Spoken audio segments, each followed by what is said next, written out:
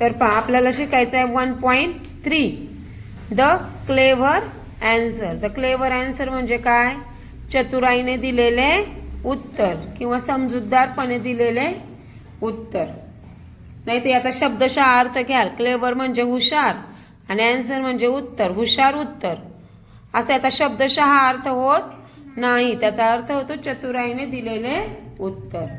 तर पहा लेसनला स्टार्ट करूया आपण. वन मॉर्निंग म्हणजे एका सकाळी. इन द रॉयल कोर्ट एका मोठ्या अशा राज दरबारात. Emperor Akbar was in playful mood. सम्राट अकबर हा मजेच्या मूड मध्ये होता. He ask his wise minister Birbal. त्याने त्याच्या एका म्हणजे त्याच्या मंत्र्याला विचारलं. मंत्री कोण? बिरबल. बिरबलाला विचारलं. Tell me Birbal, how many crows are there in my kingdom. त्याने काय विचारला बिरबलाला प्रश्न?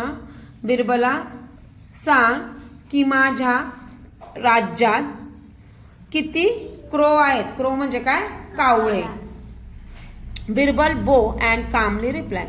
बिरबल वाकला आणि त्याने रिप्लाय दिला, your majesty, your majesty, there are 50,349 crows in your kingdom.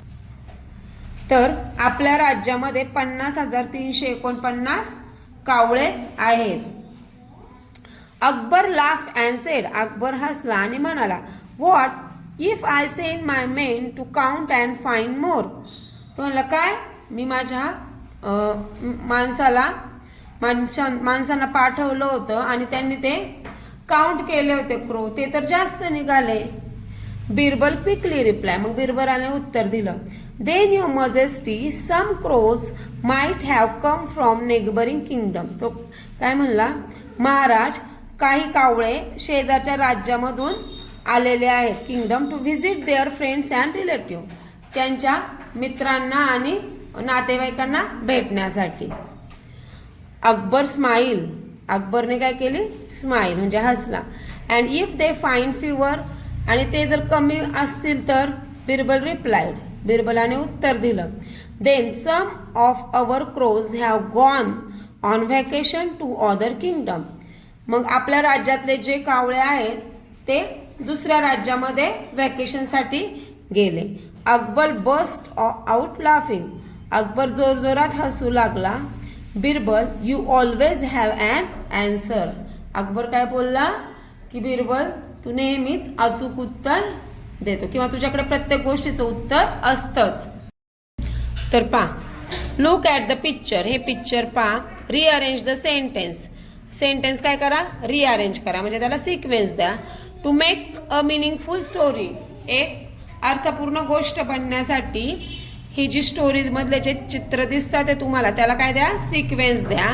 आणि ती स्टोरी तुम्ही राईट करा आणि एक सुटेबल टायटल द्या.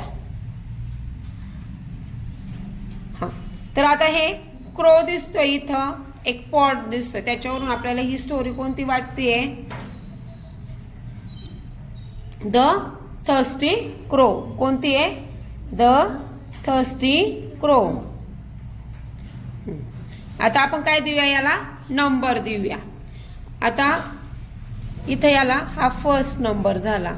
The crow was very thirsty and look for water here and there. एक कावळा होता, तो खूप काय होता? तहानलेला होता. तो पाण्याच्या शोधात होता. पाण्याच्या शोधात इकडं तिकडं बघत होता. त्याच्यानंतर he saw a pot with a litre water in it. त्याने एक पॉट पाहिला, एक मातीचं भांड पाहिलं की त्याच्यामध्ये कमी पाणी होतं. नंतर then he got an idea. मग हे भांड्यामध्ये काय होतं? कमी पाणी होतं. म्हणजे त्याची चोच पुरणार होती का? नाही. मग त्याला एक काय आली? आयडिया. म्हणजे त्याला एक काय सुचली? कल्पना सुचली. नंतर the crow drop pebbles into the pot one by one. Pebbles म्हणजे काय? दगड. तो त्याने त्या मडक्यामध्ये काय टाकले? दगड टाकले. काय टाकले? दगड. एक एक करून काय टाकले? दगड टाकले. नंतर इथं पहा, the water level started to rise. मग ते दगड टाकल्यामुळे काय झालं? ती पाण्याची पातळी काय झाली? वाढली. नंतर he drank the water and flew away happily. आणि ती पाण्याची पातळी वाढल्यानंतर त्याने काय केलं, ते पाणी पिलं आणि उडून गेला. समजली स्टोरी? आता ही राईट करा नोटबुक.